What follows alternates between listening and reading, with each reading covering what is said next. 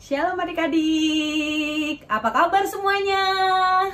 Kakak berharap kalian semua dalam keadaan sehat dan baik ya. Kali ini kakak ditemani oleh Poppy.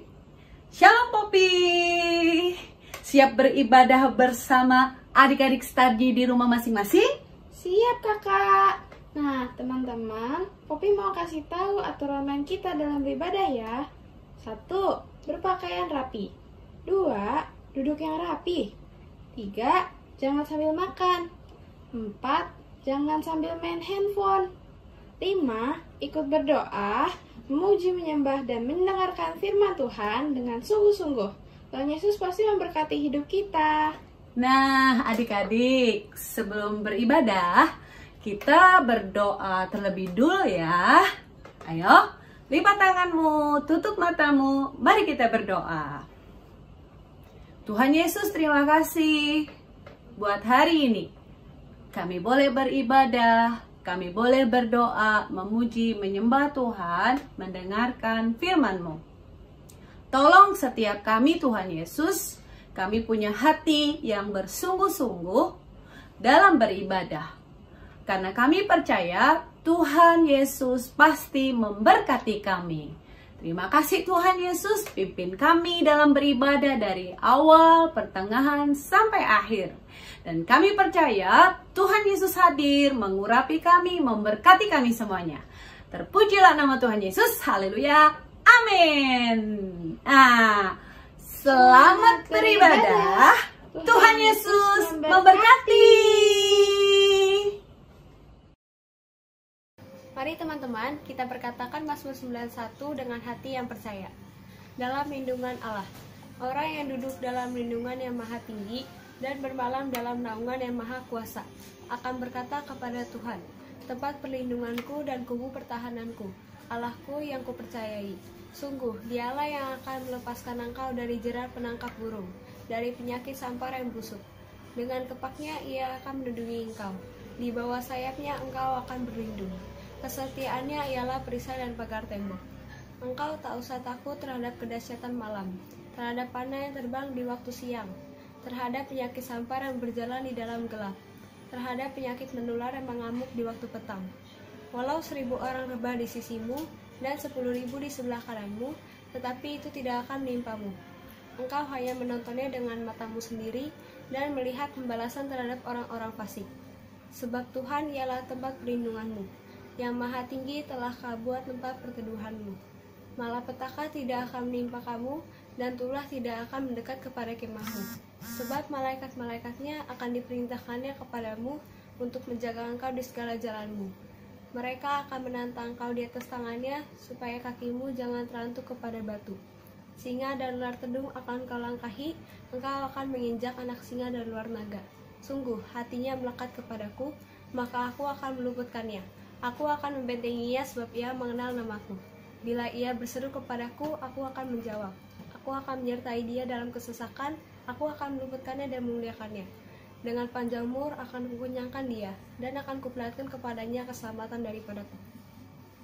Shalom teman-teman, mari kita deklarasikan Pentakosta ketiga. 1. Pentakosta ketiga adalah pencurahan Roh Kudus yang dahsyat di zaman now. 2.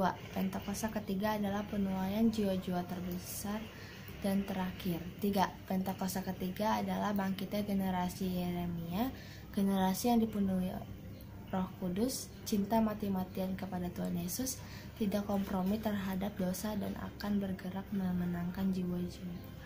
4. Pentakosta ketiga lahir di Indonesia, bergerak ke bangsa-bangsa.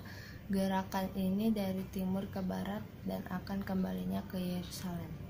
5. Pentakosta ketiga adalah kuasa untuk menyelesaikan amanat agung. Amin. Tuhan Yesus memberkati. Shalom adik-adik, shalom papi mami. Wah, kakak berharap ya kabar adik-adik juga dan papi mami semuanya baik-baik ya. Semuanya sehat, sukacita dan damai sejahtera.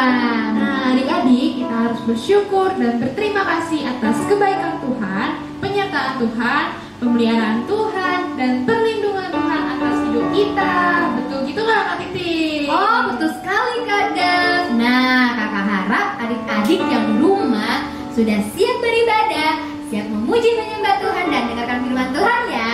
Nah, adik-adik yang udah siap beribadah nih, yuk kita kasih tepuk tangan yang meriah untuk suarakan haleluya. Haleluya. Ayo adik-adik kita bangkit berdiri, kita nyanyikan lagu ini bersama-sama. Ikutin gerakan kita ya.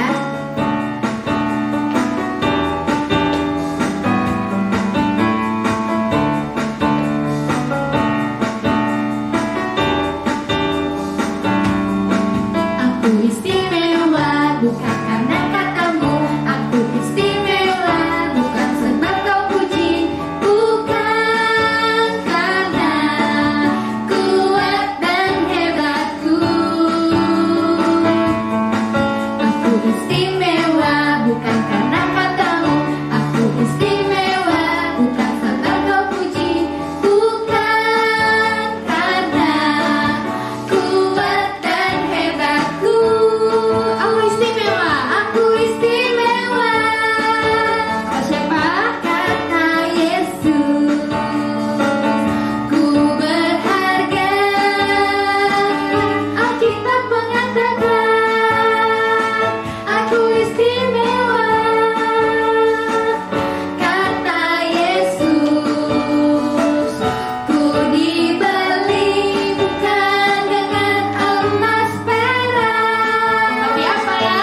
tapi darah Yesus. Oke, kita ulang dari awal dengan semangat. Aku istimewa. Aku istimewa bukan karena katamu, aku istimewa bukan sebab kau puji, bukan karena kuat dan hebatku. Sekali lagi yuk. Aku istimewa bukan karena katamu, aku istimewa bukan sebab kau puji, bukan karena kuat dan hebatku. Aku istimewa. Kata Yesus, ku berharga. Alkitab mengatakan, aku istimewa. Kata Yesus, ku dibeli bukan dengan emas perak, tapi darah Yesus. Haleluya buat Tuhan. Wow, betul sekali ya Kak Gaf pujian yang tadi kita nyanyikan. Adik-adik, kita semua istimewa karena Tuhan Yesus ada di dalam kita dan memimpin hidup kita. Hidupmu akan penuh sukacita dan damai sejahtera dan menjadi berkat bagi banyak orang. Adik-adik tetap bangkit berdiri loh ya. Yang masih semangat memuji nama Tuhan, kita berikan tepuk tangan yang meriah. Oke, kita nyanyi lagi ya lagu ini sambil ikutin gerakan kita. Oke, yang semangat ya. Boleh lompat-lompat.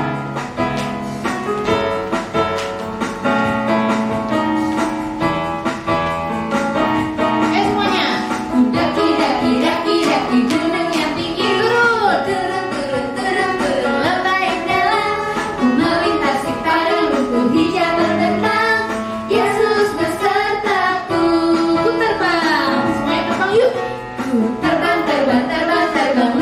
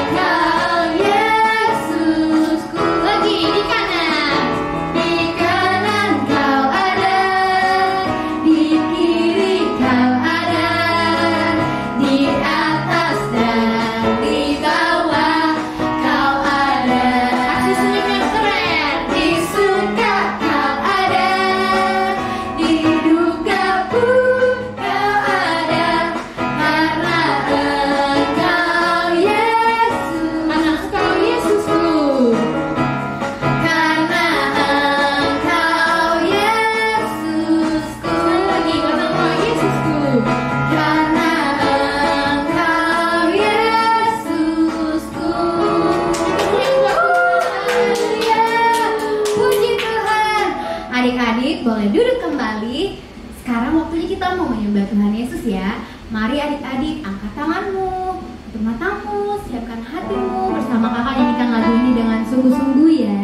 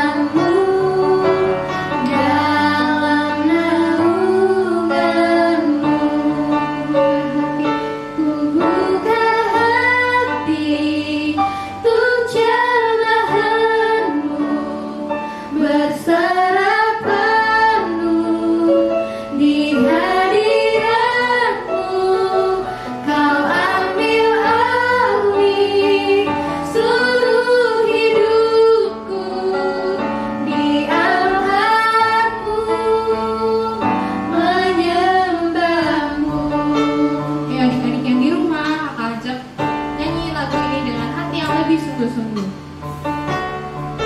Terus sambil tutup mata ya.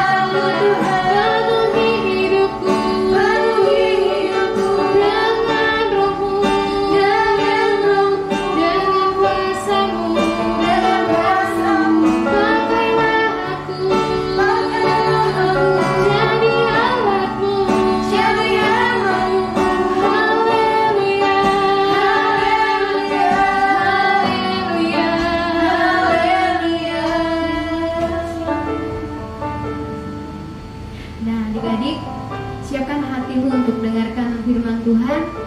Buka hatimu, izinkan Tuhan berbicara melalui firman yang adik-adik dengar hari ini.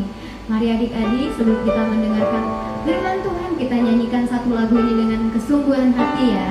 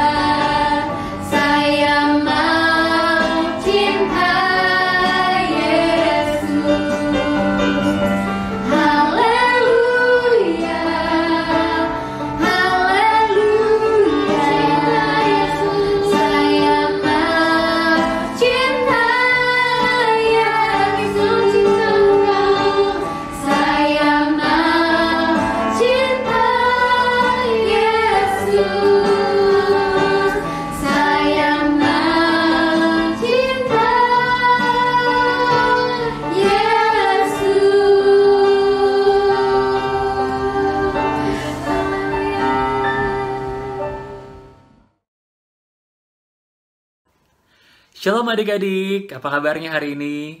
Kakak harap kita semua dalam keadaan yang baik dan tetap sehat ya. Nah, hari ini kita berjumpa lagi dengan Kak Farel di ibadah anak online Starji.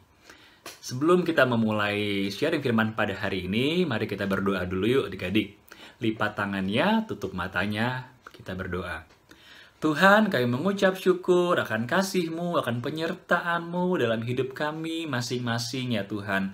Tuhan, kami telah memuji nama-Mu dan sebentar kami akan mendengarkan sebagian daripada firman-Mu ya Tuhan. Berkati Tuhan hati kami, biar kami bisa mengerti apa yang diberitakan, firman Tuhan yang diberitakan pada hari ini dan bisa menjadi rema dan mengubah hidup kami menjadi lebih baik lagi. Terima kasih Tuhan Yesus, dalam nama Tuhan kami berdoa. Amin. Adik-adik, ada yang masih ingat tahun ini tahun apa? Iya benar, tahun integritas. Dan ini diambil dari kitab Mazmur pasal yang ke-24 ayat 3 sampai 5. Yang berbunyi, siapakah yang boleh naik ke atas gunung Tuhan? Siapakah yang boleh berdiri di tempatnya yang kudus? Orang yang bersih tangannya dan murni hatinya, yang tidak menyerahkan dirinya kepada penipuan dan yang tidak bersumpah palsu, dialah yang akan menerima berkat dari Tuhan dan keadilan dari Allah yang menyelamatkan dia. Dan juga diambil dari kitab Mazmur pasal yang ke-41 ayat 13 sampai 14 yang berbunyi, tetapi engkau menopang aku karena ketulusanku. Engkau membuat aku tegak di hadapanmu untuk selama-lamanya. Terpujilah Tuhan Allah Israel dari selama-lamanya sampai selama-lamanya. Amin. Ya, amin. Nah, adik-adik, firman Tuhan yang kakak akan sampaikan pada hari ini, kakak beri judul Penyembahan yang Baru. Penyembahan yang baru yaitu diambil dari kitab 1 Raja-Raja ayat atau pasal yang ke-18. Dan firman Tuhan yang akan kakak sharingkan hari ini yaitu berceritakan tentang tokoh Elia dan nabi-nabi Baal. Jadi, selama masa kehidupan Nabi Elia, kekeringan itu memenuhi negeri itu adik-adik. Tidak ada hujan selama bertahun-tahun, tanaman orang Israel pun banyak yang mati. Hewan juga banyak yang mati, dan mereka akhirnya menjadi sangat putus asa. Ternyata kekeringan ini, itu diizinkan oleh Tuhan terjadi adik-adik. Kenapa? Karena ketidaktaatan bangsa Israel, dan karena kejahatan Ahab, yaitu raja mereka pada saat itu. Raja Ahab itu membenci Tuhan adik-adik. Dia juga membenci Elia, yang adalah seorang nabi dan utusan dari Tuhan. Suatu hari Elia datang ke hadapan Raja Ahab untuk memberitahu raja apa yang akan Tuhan lakukan. Dalam kitab 1 Raja-Raja pasal yang ke-18 ayat 17-19 isinya, segera sesudah Ahab melihat Elia, ia berkata kepadanya, "Engkaukah itu yang mencelakakan Israel?" Jawab Elia kepadanya, "Bukan aku yang mencelakakan Israel, melainkan engkau ini dan kaum keluargamu, sebab kamu telah meninggalkan perintah-perintah Tuhan, dan engkau ini telah mengikuti para Baal. Sebab itu suruhlah mengumpulkan seluruh Israel ke Gunung Karmel, juga nabi-nabi Baal yang 450 orang itu, dan nabi-nabi Asyera yang 400 itu, yang mendapat makan dari meja istana Isabel." Dan di 1 Raja-Raja 18 ayat 20-24 adik-adik, kurang lebih isinya Ahab mengirim orang ke seluruh Israel dan mengumpulkan nabi-nabi tersebut ke Gunung Karmel. Nah, terus Elia mulai mendekati seluruh rakyat itu dan berkata, "Berapa lama lagi kamu berlaku timpang dan bercabang hati? Kalau Tuhan itu Allah, ikutilah dia, dan kalau Baal, ikutilah dia." Tetapi rakyat itu tidak menjawabnya sepatah kata pun adik-adik. Lalu Elia berkata kepada rakyat itu, "Hanya aku seorang diri yang tinggal sebagai nabi Tuhan. Padahal nabi-nabi Baal itu ada 450 orang banyaknya. Namun, baiklah diberikan kepada kami 2 ekor lembu jantan. Ya, biarlah mereka memilih seekor lembu, memotong-motongnya dan menaruhnya ke atas kayu api." Tetapi Elia bilang mereka tidak boleh menaruh api ke atasnya. Dan Elia pun akan mengolah lembu yang seekor lagi dan meletakkannya ke atas kayu api. Dan hal yang sama juga dilakukan, yaitu tidak menaruh api ke atas kayu tersebut. "Kemudian biarlah kamu memanggil nama Allahmu, dan aku pun memanggil nama Tuhanku. Maka Allah yang menjawab dengan api, dialah Allah." Dan seluruh rakyat menyahut katanya, "Baiklah demikian." Kemudian adik-adik, Elia berkata kepada nabi-nabi Baal itu, "Pilihlah seekor lembu dan olahlah itu dahulu, karena kamu ini jumlahnya begitu banyak.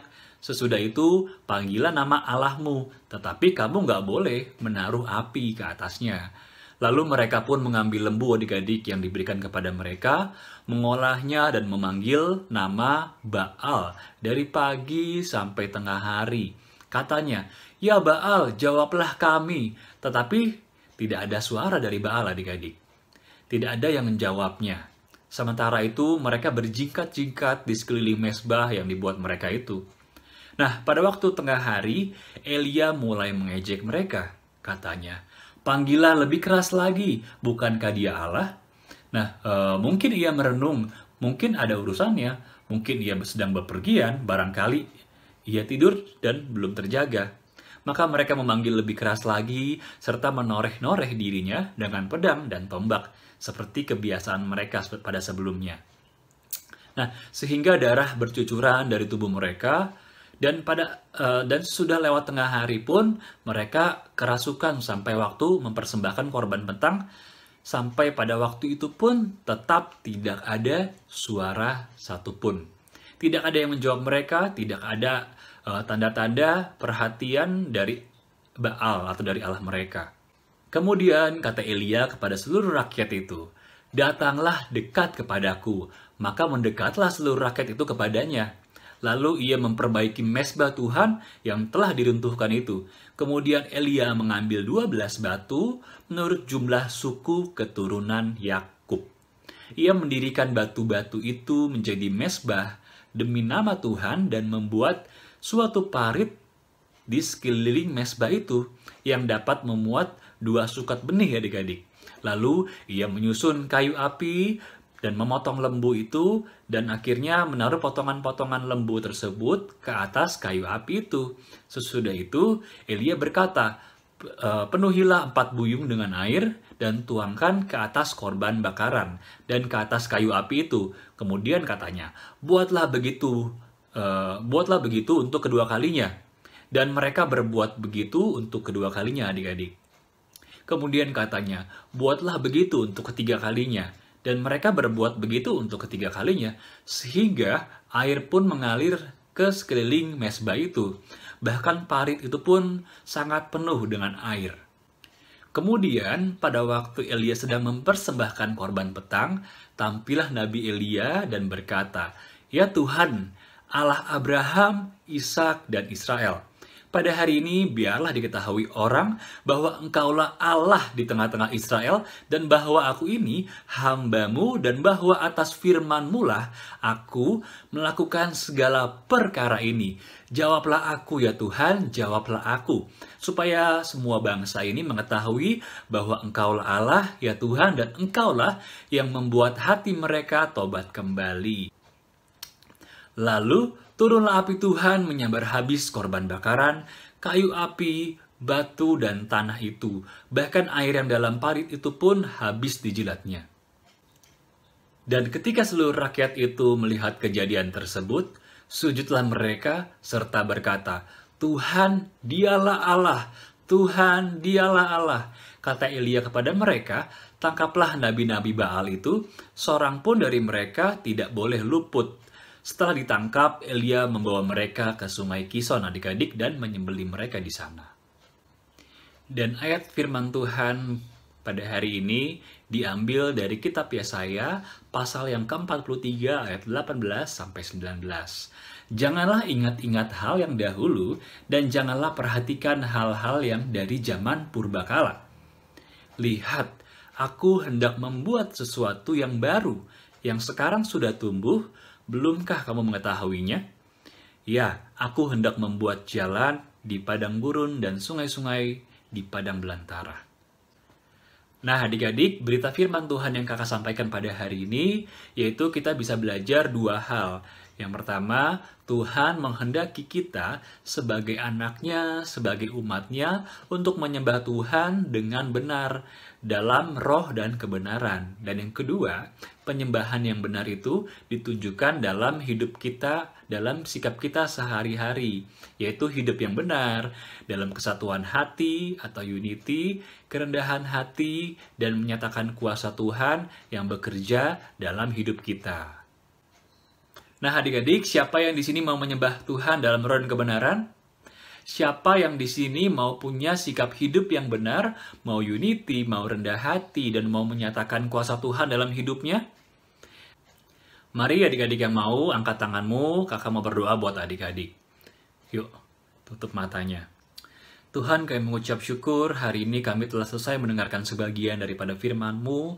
Tuhan, ajar kami, anak-anak-Mu ini Tuhan, biar bisa selalu menyembah-Mu dalam roh dan kebenaran ya Bapa. Ajarkan kami juga Tuhan, anak-anak-Mu, biar kami bisa selalu hidup dengan mempunyai sikap yang benar Tuhan, bisa selalu unity, bisa selalu rendah hati, dan mau menyatakan kuasa-Mu dalam setiap kehidupan kami Tuhan. Tuhan, ajarkan kami juga anak-anak-Mu Tuhan, untuk bisa taat sama firman-Mu, untuk bisa selalu dengar-dengaran sama orang tua, untuk bisa selalu menjadi garam dan terang dunia bagi lingkungan kami, bagi teman-teman kami Tuhan Yesus. Tuhan, biar Engkau yang ubahkan hidup kami menjadi yang lebih baik lagi ya Tuhan. Terima kasih ya Tuhan, dalam nama Tuhan Yesus kami berdoa dan mengucap syukur. Haleluya. Amin. Teman-teman, mari kita berdoa. Lipat tanganmu, tutup matamu. Tuhan Yesus, terima kasih untuk ibadah kami hari ini. Terima kasih Tuhan Yesus hadir dan mengurapi kami. Terima kasih buat firman-Mu, tolong kami bisa mengerti dan melakukan firman-Mu. Berkati kakak-kakak yang sudah melayani dan kami semua yang beribadah dan sungguh-sungguh dengarkan firman-Mu di dalam nama Tuhan Yesus. Saat ini kami berdoa buat papa, mama, dan seluruh keluarga kami. Penuhi kami dengan Roh Kudus, urapi kami dengan kuasa Roh Kudus, mujizat dan kesembuhan. Berkuasalah atas hidup kami, mampukan kami untuk menyelesaikan amanat agung Tuhan Yesus. Berikan pada setiap orang tua dan anak-anak hati yang takut hormat akan Tuhan, suka berdoa, memuji, menyembah, dan merenungkan firman Tuhan setiap hari. Kami rindu terjadi pemulihan antara papa, mama, dan anak-anak di dalam nama Tuhan Yesus. Haleluya, amin. Tuhan Yesus, kami berdoa buat papa, mama, dan semua dan keluarga. Berikan kesehatan, kekuatan, dan perlindungan. Kami berdoa buat lingkungan kami tinggal. Damai sejahtera, keamanan, perlindungan, keselamatan di dalam nama Tuhan Yesus terjadi di lingkungan kami tinggal. Dikuduskanlah nama Tuhan. Datanglah kerajaan-Mu. Jadilah kehendak-Mu seperti di sorga. Di dalam nama Tuhan Yesus. Sepakat kami berdoa buat gereja, buat umat Tuhan, buat gembala sidang, gembala rayon, gembala cabang, gembala kul, dan seluruh pengerja di setiap bidang. Tuhan berkati, Tuhan lindungi, baik kesehatan, kekuatan, daya tahan, keintiman, kepekaan akan Tuhan di dalam nama Tuhan Yesus. Kami juga berdoa buat pemerintahan Indonesia dari pusat sampai daerah. Berkati para pemimpin kami, berikan roh takut akan Tuhan, berikan hikmat dan hati bijaksana dalam mengambil keputusan.